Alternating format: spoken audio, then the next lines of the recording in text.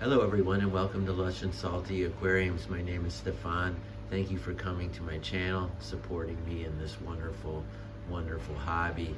So remember the last time, or even if you don't, the last time I looked at this El Cheapo 5-gallon Petco special.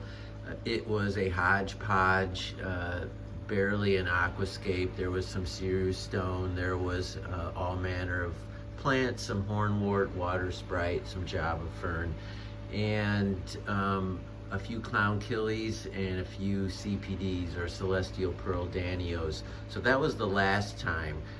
And I implied then that I was going to do what I'm showing you now, which is try something new and different, but almost just as easy as the previous non-scape.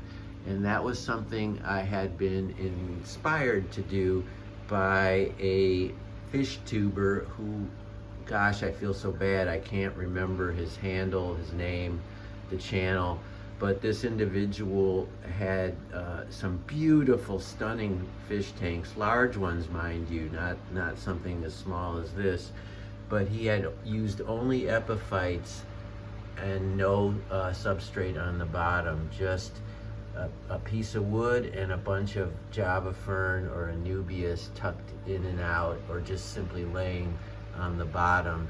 And he said it's awesome, and you can just move the plants around if you need to do any maintenance, and that they grow just fine, and they look terrific. And that's what I wanted to do in this tank.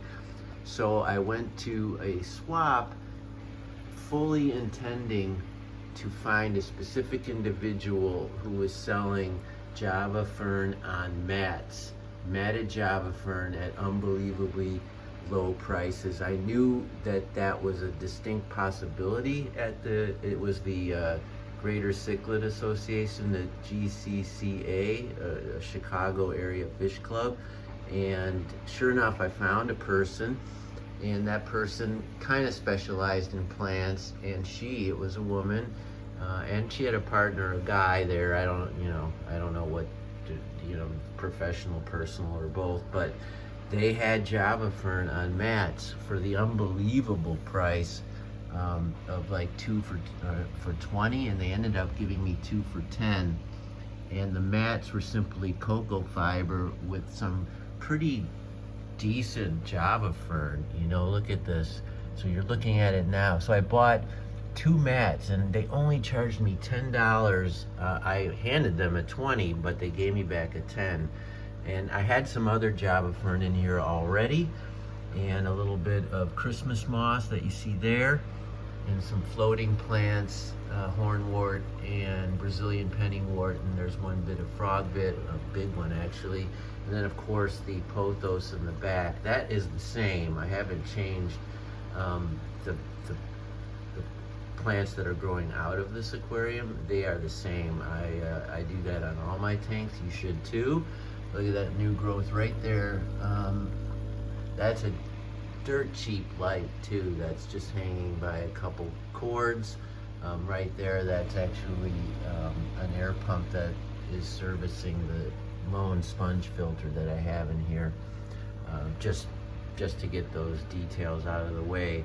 So I basically just placed the Java Fern on cocoa fiber mats, sort of 1, 2, 3 in the fish tank, moved it around a little bit, put one piece of bogwood in front to sort of separate the back from the front, let a bunch of botanicals fall down here for the Neocaridina and these wonderful pink ram's horns and other critters. There's a couple juvenile Plecostomus in here, and they love big almond leaves. There he is, making his cameo. Nice long fin. I'll have to take those out eventually for sure. And I had said last time that whatever fish, I'm going to either choose the clown killifish or the CPDs and make them. There's Godzilla, in honor of Godzilla -1. This is my biggest mystery snail, which for some reason is in my smallest tank. Wasn't that way when I put him in, but He's so happy and looks so healthy, I don't want to pull him and toss him in a bigger fish tank. So Godzilla roams this territory, as do the CPDs, the Celestial Pearl Danios. That is the decision I made. There's about 6 to 8 of them, I'm not even sure. And I'm hoping to see some breeding activity from these lovely little fish. I wish they would be more front and center. It's not that they're shy, but I am in their face, which is unusual given this aquarium's on the lower rack. So I'm generally not fooling around in this tank. So maybe having me right in front of it is disturbing them some. But perhaps over the course of this video, we'll see better glimpses of them. You're certainly seeing tons of Neocaridina, the wild type, the cherry type, and everything in between. There really is a ton. There's a black rose right there walking from my right to your left. There's a couple cherries. And I saw some wild types just flitting around the tank here. There's some more cherries, all different sizes. Whoop, there's a big guy. I don't think that's an Amano. I think that's a Neocaridina. They just sort of start to look like that over time. Nothing special, but they do a great job of cleaning the tank. There's some Autosynclus in here. I think I saw one right. I'm looking at them, but maybe, here we go. I'm so sorry, folks. It's right there. And then the Java Fern, kind of the hero, you know, no offense, Godzilla, but this Java Fern mats just placed on the bottom of the glass without any substrate. If this holds true to form like that fish tuber I'm trying to emulate, I'm really happy, because I think this looks like a terrific poor man's aquascape, right? You don't have to worry about stems or trimming or any of that sort of thing. You can have a crummy light, and you can have your species only, your small nanofish like these CPDs. There they are. See a male in the center. If there's a big fat female, you can tell the difference because of the orange around the male's dorsal fins and pectoral fins, much more pronounced, and the females are round like she is.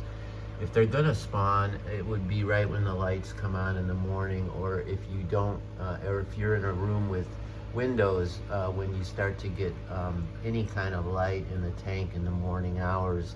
That's typically when this species of fish does its business, and I'm sure that they're doing it now. And if they do it now, I'm hoping it's just in the tangle of all those cocoa fibers and Java Fern, if not the Christmas moss right here.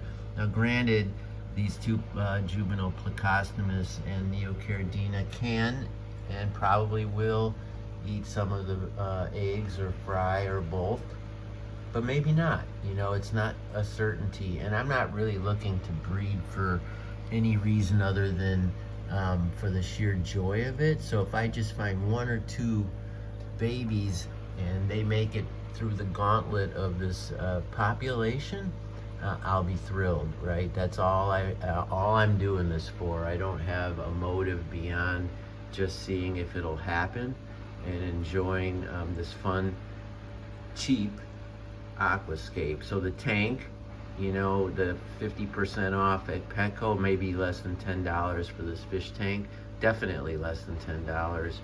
The Java Fern, I told you, got 2 mats for $10, and then botanicals are free to whatever you've got in your fish room. I mean, you can collect leaves out now in the fall and just boil the crap out of them, and then pothos, you know, just snip a few clippings. You know, this whole fish tank, I mean, in many ways, the CPDs are by far the most expensive thing in here, and I got a bag of 6 for like $18 or something like that. So, and a lot of these shrimp were culls, so they didn't cost very much, and even more of them are babies from what I already put in here. So this is a neat idea for a super inexpensive but no less joyful, heavily planted tank.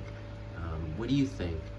I hope you agree, and if you even remember the previous scape, I hope you like this one better, but if you don't, that's okay too. I mean, the other one worked in its own way, and it's all good, right? It's all good. So that's it for now. As always, keep your hands in the tank, and ciao for now.